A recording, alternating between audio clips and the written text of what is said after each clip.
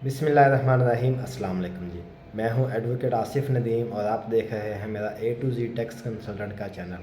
तो जी नाज़रीन, आज आपके सामने हाज़िर हूं एक नई डेवलपमेंट के साथ और एक नए टॉपिक के साथ। आज का जो हमारा टॉपिक है वो है परचेज ऑफ प्रॉपर्टी और सेल ऑफ प्रॉपर्टी के हवाले से कि इसको सेक्शन कौन सा लगता है, किस सेक्शन के अंडर इसमें हमने टैक्स पे करना होता है और किस सेक्शन के अंडर कितना टैक्स पे करना होता है, फाइलर के लिए कितना टैक्स है, नॉन फाइलर के लिए कितना टैक्स है और इसमें कंडीशंस क्या है। तो इसके ऊपर जो है ना वो कौन सा रेट लगाया जाता है, प्रॉपर्टी की वैल्यू कहाँ पे की जाती है, वैल्यूएशन कैसे होती है।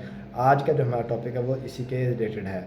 तो चलेंगे, अभी मैं आपको बताना स्टार्ट कर रहा हूँ। आपने अगर अभी तक मेरा चैनल सब्सक्राइब नहीं किया, जल्दी से चैनल को सब्सक्राइब करें और बेल आइकन को दबाएं ताकि जैसे ही नई वीडियो अपलोड हो तो आप तक उसका नोटिफिकेशन पहुँच सके। तो जी नाज़रीन, सबसे पहले हम बात करेंगे परचेज़ ऑफ प्रॉपर्टी को। परचेज़ ऑफ प्रॉपर्टी को जो सेक्शन डील करता है वो है जी सेक्शन 236 के। यानी कि जब भी आप कोई प्रॉपर्टी परचेज़ करेंगे तो आपको जो एडवांस टैक्स पे करना है वो आपको टैक्स पे करना है सेक्शन 236 के अंडर। यहाँ पे एक बात समझने के वाली है कि इसमें जो है ना वो प्रॉपर्टी की वैल्यूएशन कैसे होती है, ये सबसे अहम क्वेश्चन है। तो इसमें देखें, दो को जो है ना वो रेट होते हैं। एक होता है जी मार्केट रेट, जो कि प्रॉपर्टी का मार्केट वैल्यू चल रही होती है, मार्केट में रेट होता है, एक वो रेट होता है। एक होता है जी प्रॉपर्टी का डीसी रेट। तो जब भी आप कोई रजिस्ट्री करवाएंगे तो आपकी जो कैलकुलेशंस होंगी, जो आपकी वैल्यूएशन होगी प्रॉपर्टी की, जो आपकी कैलकुलेशंस होंगी जिसके ऊपर टैक्स बनेगा, तो वो जो है वो एफबीआई रेट यानी कि डीसी रेट के ऊपर टैक्स बनाया जाता है। फॉर एग्जांपल, अगर डीसी रेट एक इलाके का अगर आप परचेज़ करते हैं जोहर टाउन में और वहाँ पर जो है ना वो प्लाट की जो 5 मरले प्लाट की वैल्यू जो डीसी रेट जो है वो है जी 1 करोड़ रुपए, तो आपको उसका जो है ना वो टैक्स पे करना पड़ेगा। यानी कि आपको डीसी, जब भी आप कोई रजिस्ट्री कराएंगे तो आपको डीसी रेट के ऊपर टैक्स की कैलकुलेशन करके आपको उसका रिकॉर्डिंग जो है वो आपको टैक्स जो है वो पे करना पड़ेगा। अच्छा, अब यहाँ पे दूसरा जो क्वेश्चन वो यह है जी कि इसमें टैक्स कितना पे करना पड़ेगा। देखिए, अगर आप फाइलर हैं और आप प्रॉपर्टी परचेज़ कर रहे हैं तो आपको सिर्फ टोटल प्रॉपर्टी की जितनी वैल्यू होगी ना, जो कि डीसी रेट पे निकलेगी वैल्यू, टोटल प्रॉपर्टी की जितनी वैल्यू होगी उसका सिर्फ 2% टैक्स पे करना है। इसी तरह अगर आप नॉन फाइलर हैं तो आपको जितनी टोटल प्रॉपर्टी की वैल्यू है उसका जो है वो 4% टैक्स पे करना पड़ेगा। यानी कि डबल हो गया, 2% फाइलर के सूत्र में और 4% जो है वो नॉन फाइलर के सूत्र में। तो इसी तरह अगर हम बात करें सेल ऑफ प्रॉपर्टी की, तो सेल ऑफ प्रॉपर्टी को जो सेक्शन डील करता है वो सेक्शन 236C। ठीक है, तो इसके अंदर आपने जो है ना वो विद होल्डिंग टैक्स जो है वो पे करना होता है। अच्छा, इसमें भी जो है ना सेम वही तरीके का है कि इसमें जो आपकी वैल्यूएशन होती है वो डीसी रेट पे होती है और इसमें भी आपने जो है वो जो पेमेंट करनी होती है टैक्स की वो आपने जो है ना वो सेक्शन 236C के अंडर करनी होती है। इसमें अगर मैं बात करूँ टैक्स के रेट की, तो इसमें भी जो है वो फाइलर के लिए, जो बंदा फाइलर है, जिस बंदे ने अपने एनटीएन लिया हुआ है, एफबीआई में रजिस्ट्रेशन कराई है, एनटीएन लिया है, देन अपने रिटर्न्स वगैरह फाइल की हैं, तो उस बंदे के लिए मतलब वो बंदा, उसका नाम जो है उस बंदे का वो एफबीआई की एक्टिव टैक्स पेयर की लिस्ट के अंदर शामिल है। तो उस बंदे के लिए जो टैक्स का रेट है सेल ऑफ प्रॉपर्टी के ऊपर सेक्शन 236C के अंडर वो है जी 2%। लेकिन इसके बरक्स अगर वो बंदा जो ना तो एफबीआई में रजिस्टर्ड है, ना उसने एनटीएन लिया है, ना उसने अपने रिटर्न फाइल किया और ना ही वो एफबीआई की एक्टिव टैक्स पेयर की लिस्ट में शामिल है, या वो बंदा जिसने एनटीएन ले लिया है, एफबीआई में अपने आप को रजिस्टर करवा लिया है, लेकिन वो एफबीआई की एक्टिव टैक्स पेयर की लिस्ट में शामिल नहीं है या उसने रिटर्न वगैरह फाइल नहीं की हुई, तो वो बंदा नॉन फाइलर कंसिडर होगा। और उस नॉन फाइलर के लिए इस सेक्शन के अंदर सेल ऑफ प्रॉपर्टी के अंदर जो है नॉन फाइलर के लिए जो है वो टैक्स है जो वो 7% पे करना पड़ेगा टोटल प्रॉपर्टी की वैल्यू का। जितनी भी वैल्यू निकलेगी जो है वो एक्चुअल वैल्यू, मतलब मार्केट वैल्यू नहीं बल्कि डीसी रेट पे जो भी वैल्यू निकलेगी प्रॉपर्टी की, उस पर जो है ना वो वैल्यू का जो है वो 7% पे करना पड़ा, यानी कि डबल से भी ट्रिपल गुना, जो है 3 गुना हो गया इसमें टैक्स।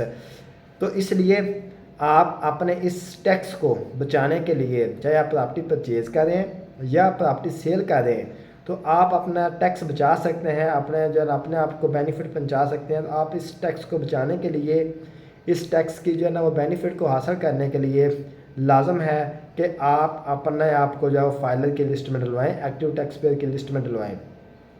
अच्छा, इसमें एक ना बहुत कॉमन जो है ना वो क्वेश्चन है लोगों का, जो है ना लोगों के माइंड में क्लियर नहीं है। लोग क्या कहते हैं जी, अच्छा जी साथ ही हमने तो FBR में रजिस्ट्रेशन करवा ली, हमने एंटीएन ले लिया है, तो अभी तक हम जो है ना वो फाइलर की लिस्ट में नहीं आ रहे। या कहते हैं कि साथ ही हमने FBR में रजिस्ट्रेशन करवा ली लेकिन हम फाइलर नहीं आ रहे।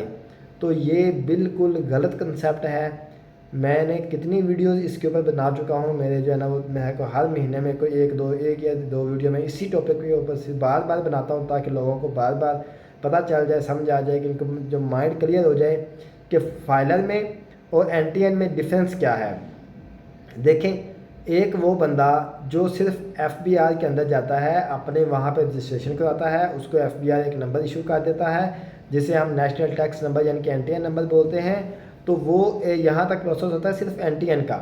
अब इसका कतन ये मतलब नहीं है कि वो बंदा जो है वो फाइलर हो गया है, उसने जनाब अपना FBR में रजिस्ट्रेशन करवा लिया है और जनाब उसने अपना एंटीएन नंबर ले लिया है तो वो बंदा जी फाइलर होगा। बिल्कुल इसका जो है ना ये गलत कंसेप्ट है, ये ऐसा बिल्कुल नहीं है।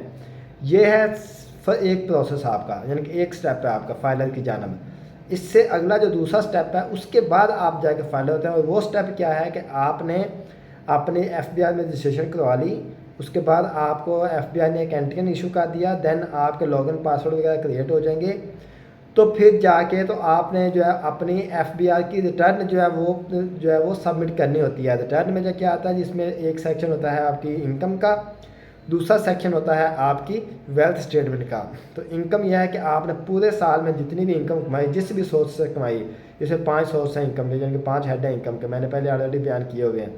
तो इसमें जिस भी आपने हेड के अंडर आपने इनकम जो है वो अर्न किया है, चाहे वो आपने सैलरी से ली है, या आपने बिज़नेस से लिया है, या आपने प्रॉपर्टी से लिया है, या आपने कैपिटल गेन से लिया है, या आपने किसी और ज़राए से लिया है, तो जितनी भी आपने ड्यूरिंग द ईयर आपने इनकम जो है अर्न की, उसकी आपने डिटेल बतानी होती है। फिर जो आपके एक्सपेंसेस हैं, अगर बिज़नेस है तो बिज़नेस का एक्सपेंसेस वगैरह बताने होते हैं।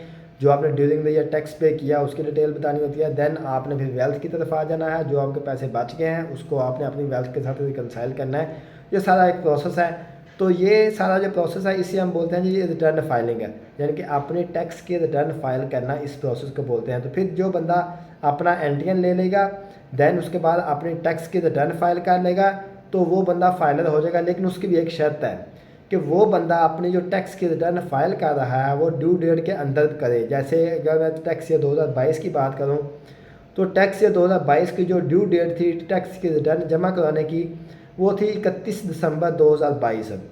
अब जो बंदा, जिस बंदे ने अपने आप को 31 दिसंबर 2022 से पहले पहले अपने आप को जो है ना वो रजिस्टर कराया है, और उस बंदे ने अपनी टैक्स की रिटर्न भी 31 दिसंबर 2022 से पहले पहले फ़ाइल कर दी है, तो वो बंदा जो वो FBR की एक्टिव टैक्स पेयर की लिस्ट में शामिल होगा। उसका नाम एक्टिव टैक्स पेयर की लिस्ट में शामिल होगा, यानी कि उसका नाम जो वो ATL की लिस्ट में होगा।